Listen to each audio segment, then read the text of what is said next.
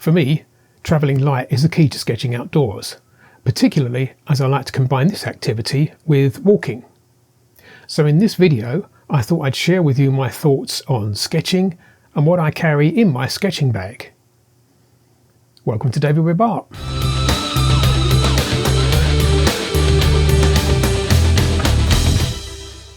People sketch for different reasons.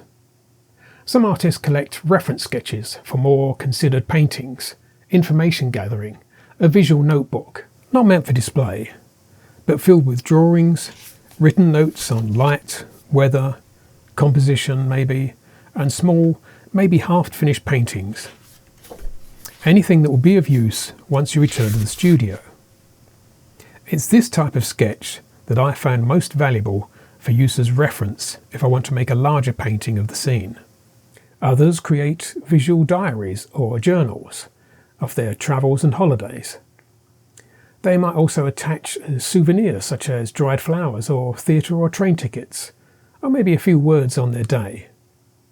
It becomes more of a personal record than just stopping to take a quick photo. Also, if you've taken the time to study and sketch a scene, even if it's just for 5 minutes, it stays with you, and when you open up the journal, it could be a few years down the line, it all comes back to you because you took the time to observe. And some people sketch simply because they enjoy it. They may not consider themselves to be great artists, but getting lost in a sketch might be their way of de-stressing for half an hour. A brief respite from the humdrum. All of these reasons for sketching are valid in my view. If the thought of painting in public makes you feel self-conscious, then finding a quiet corner and making some drawings in a small sketchbook attracts a lot less attention than setting up an easel in the town square. In fact, sketching is a good introduction to working outside, and you'll find that it's a lot less daunting than you first thought, especially if you go out with a few like-minded friends. I've already mentioned that I like to travel light, so I've got my equipment list down to a few essential items. If I'm out for a day sketching and walking, or scrambling, then I like to have my hands free. So I keep all my sketching equipment in a small rucksack, or day sack. If I see something that inspires me to draw or paint, I can easily get what I need from the bag. Sketch pads come in all shapes and sizes, and I've got a few to show you here. Now, being primarily a watercolour artist, I like to choose a sketch pad that has pages which will accept a watercolour wash and yet still be suitable for pencil or pen work. My favourite size for sketchbooks is A5. It's small enough to easily fit in my rucksack or even a jacket pocket, and yet large enough for a decent sketch, especially if you paint across a double page. These books are stitched and bound, which makes painting across the pages easier to do than if they were spiral bound. I've got some which are landscape format and some that are portrait format, as you can see. If I want to work on something a little larger, then I use a 14 by 10 inch spiral bound pad, such as this Langton watercolour pad.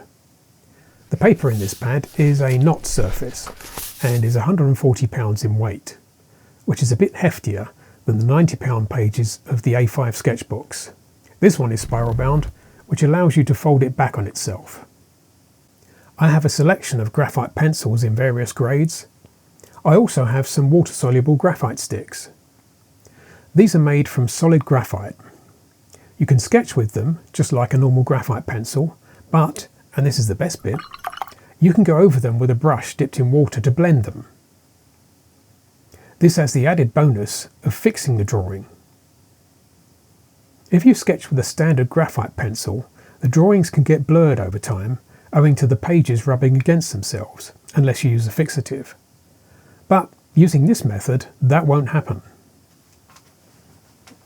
These are great if used in combination with water-soluble pencils or graphite. They work like a fountain pen. There's a reservoir of water in the handle, but instead of a pen nib attached to the end, there's a paintbrush with its own supply of water. So you can just brush this over your drawing. If you really want to travel light, you can just take these out with you and leave the water bottle and jar behind. I love making tonal sketches in my sketchbooks, and a brush pen, used in conjunction with water-soluble graphite, are my favourite tools for making them. If I want to do some pen work, I've got a selection of these artist pens in different nib widths. They dry quickly and don't smudge. I can use a variety of shading techniques to get the effect I want. These are waterproof, so if I want to lay a wash over the top of my drawing, I know they won't run.